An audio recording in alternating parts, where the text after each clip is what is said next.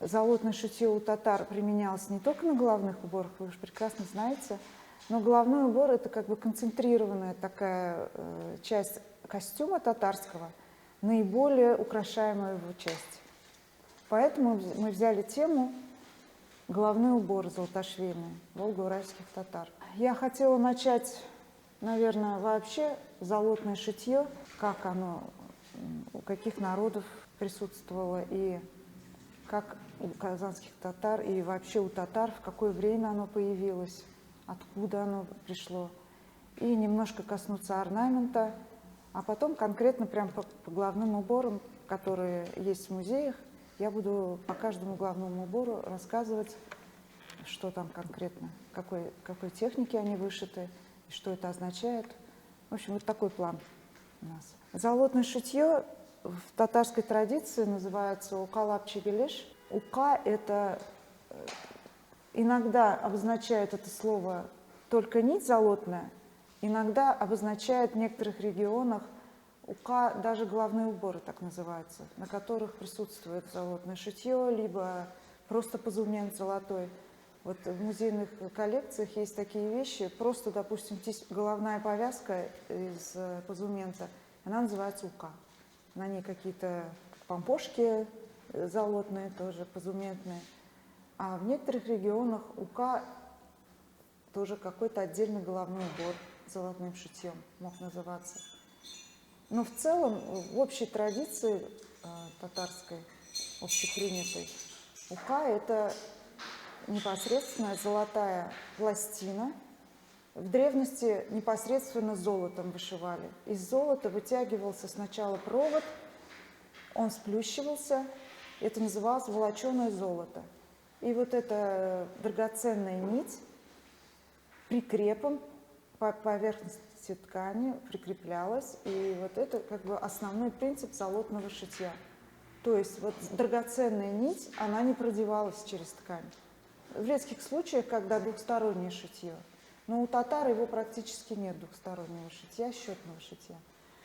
Вот. Я уже в такие подробности стала вдаваться. В общем, ука — это золотная нить.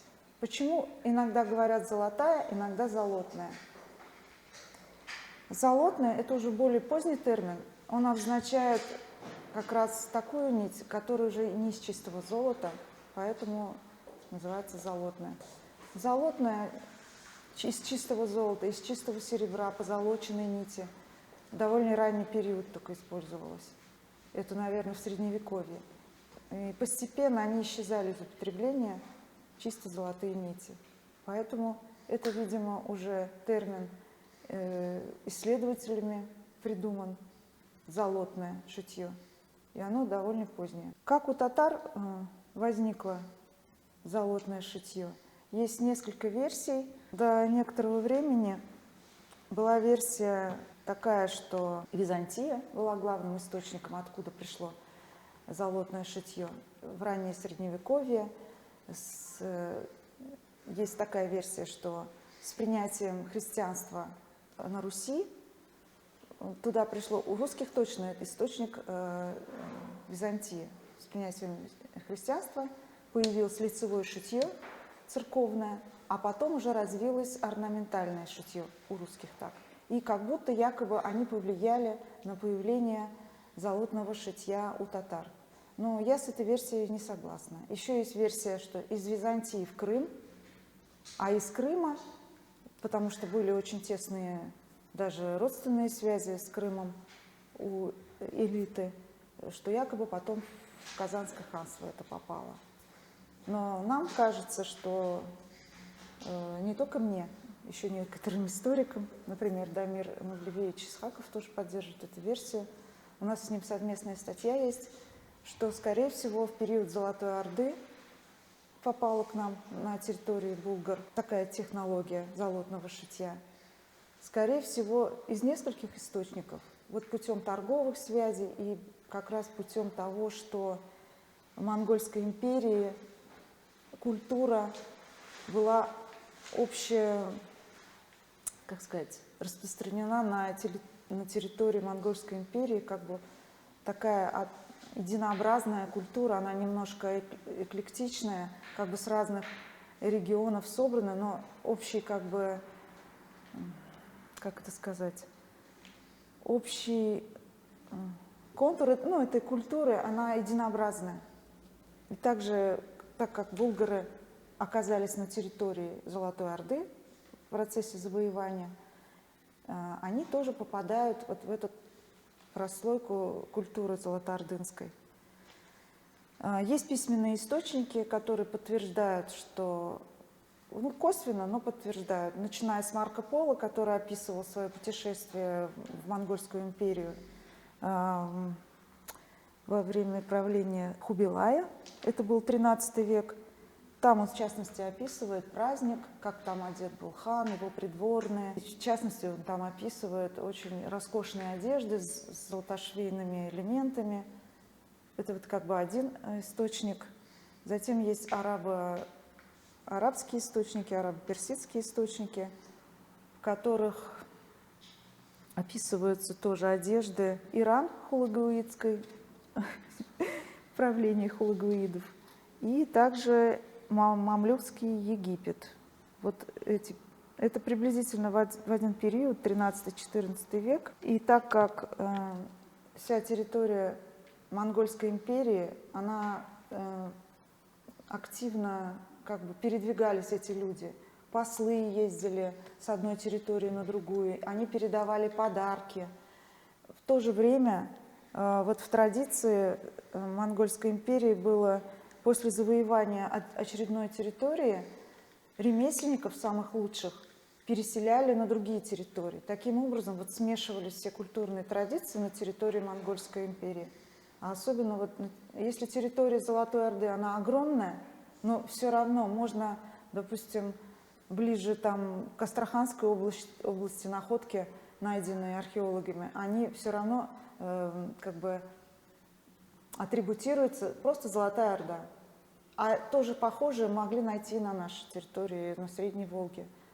В общем, культура была единообразная, хотя она в то же время была очень разнообразная.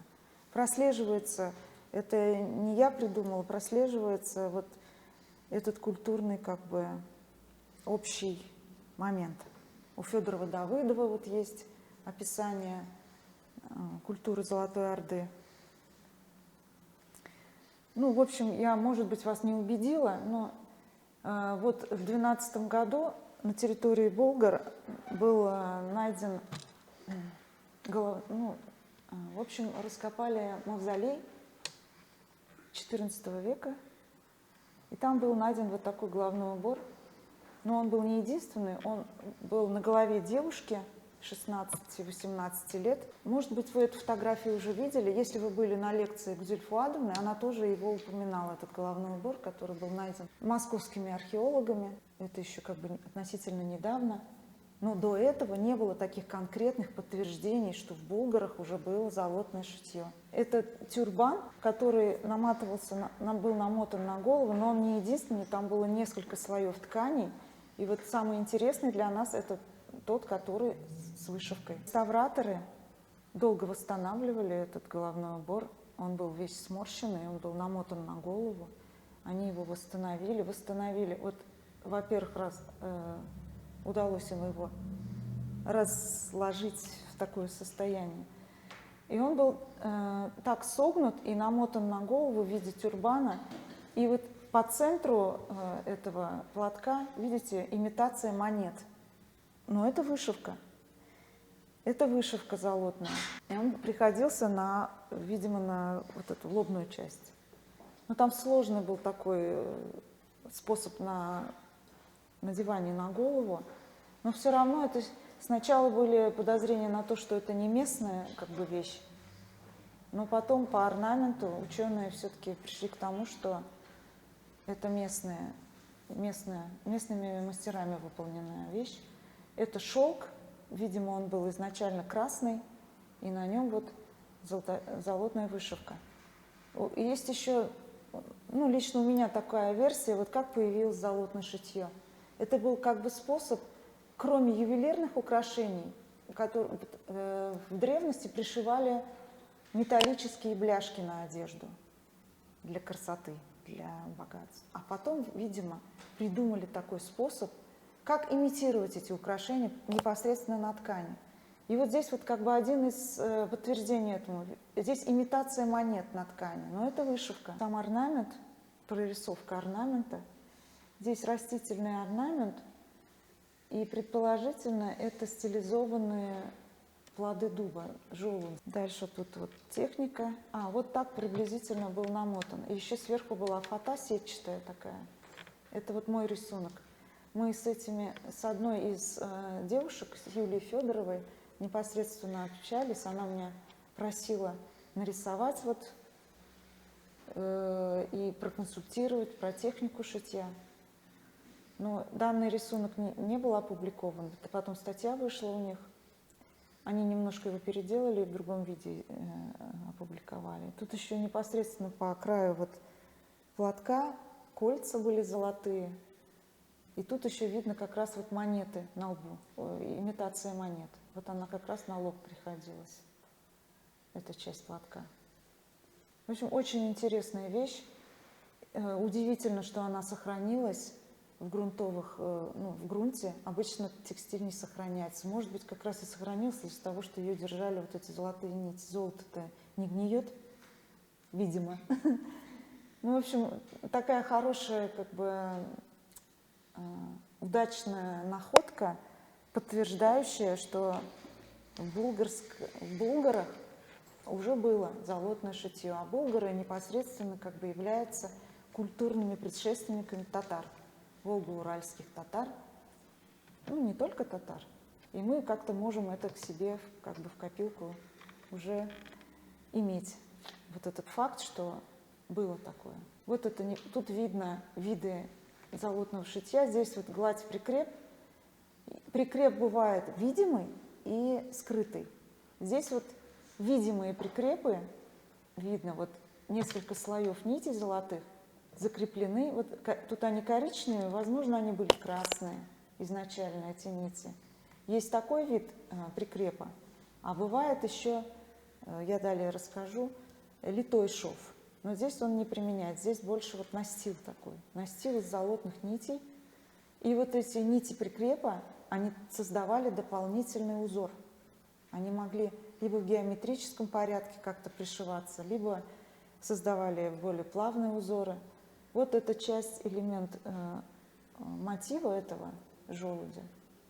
Тут два листика и плод, видимо. Это микроскопически. Это вот когда они реставрировали, реставраторы восстанавливали, вот они делали такие через микроскоп особенный, там какой-то очень сильный, такие снимки, чистили. Далее вот как бы подтверждение того, что мамлюкский Египет тоже мог быть источником появления и связи с Египтом во время Золотой Орды. Это вот шапочка XIV века, она из Египта. Тут, конечно, вышивки нет непосредственно. Я еще не смогла найти книгу, у меня есть книга, Эрмитажная коллекция, в которой хранятся вот шапочки из Египта. И там есть и вышитые тоже. Я просто не смогла иллюстрации больше найти. То есть Египет тоже мог являться как бы одним из источников появления на нашей территории этих вещей. Вот из того, что у нас хранится в музеях, самое как бы раннее сохранившееся экспонат – это вот такое головное покрывало. Оно хранится в Национальном музее, и здесь применяется как раз вышивка битью. Вот я не знаю, как вам показать, может быть, указку какую-то взять. Вот то, что наиболее блестящее – это бить. Здесь несколько видов шитья применяется. И литой шов, и битью. Здесь волоченые нити. Ну, в общем, и шнур используется.